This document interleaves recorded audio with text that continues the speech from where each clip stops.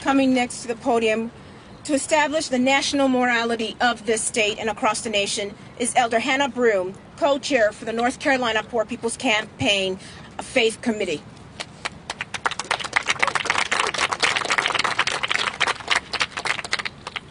Good evening.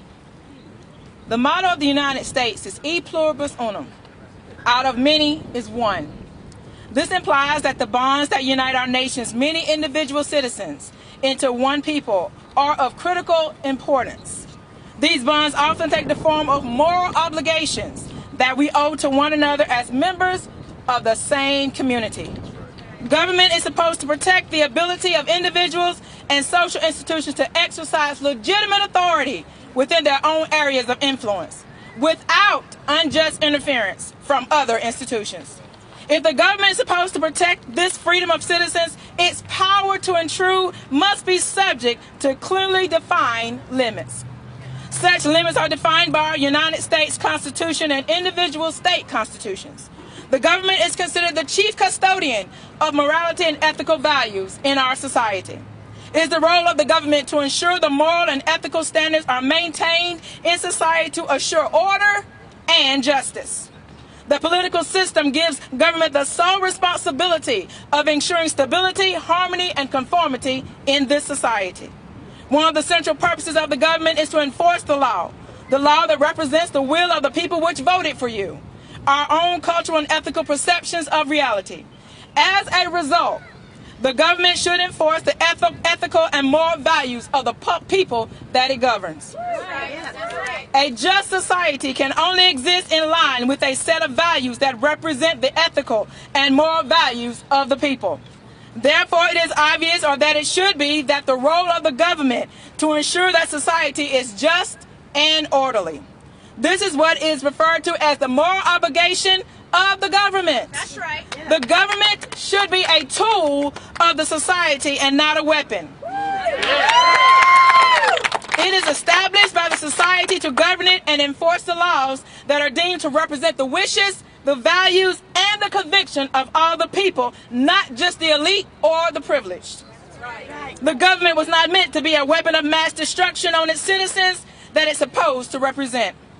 Our Constitution is to ensure that the government will be just and will protect its citizens from internal strife and from the attack from the outside. It will be the benefit of the people rather than to its detriment. And perhaps as importantly as it intended to be the same for the future generations of this great United States of America. As legislators, representatives of the state of North Carolina, you have the moral obligation to fulfill the words that are written on the United States Constitution.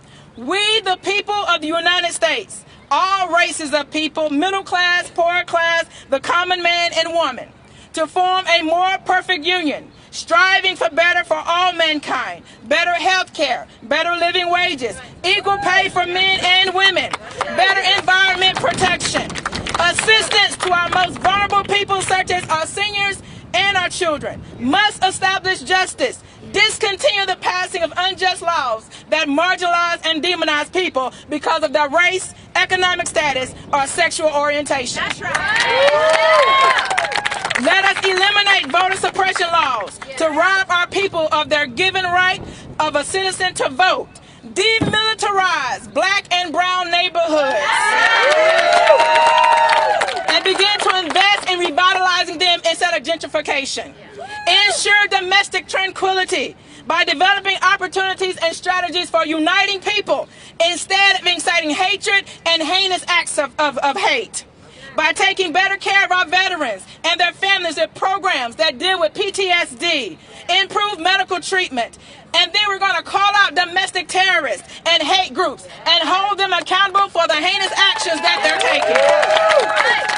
Let us provide for the common defense, not in building walls, but better immigration reform and more investment in developing advanced technology and securing our borders. Let us promote the general welfare. The whole point of the United States Constitution is to have tranquility, justice, and defense It is to promote the general welfare of its citizens, to allow every state and every citizen of those states to benefit from what the government could provide, expanding health care, taking care of our most vulnerable citizens by facilitating collective and organized actions to help strengthen and empower people in poverty, incorporating a clean energy bill, look for ways to clean our air, reduce pollution, and decrease our carbon footprint, and secure the blessings of liberty to ourselves and to our posterity. Looking forward to the blessings of liberty, something that we've all fought for, our brothers and our sisters, our mothers and our fathers and our grandfathers, for us, for our grandchildren and future generations, that we would come together free from oppressive measures of the law, unjust laws that demoralize us, and work towards a brighter future, where we are purposeful and intentional about creating a nation that will resemble a community of all people, where we seek liberty as opposed to tyranny or dictatorship style of governing, where citizens could look forward to being free as opposed to looking out for the interests of just a very few.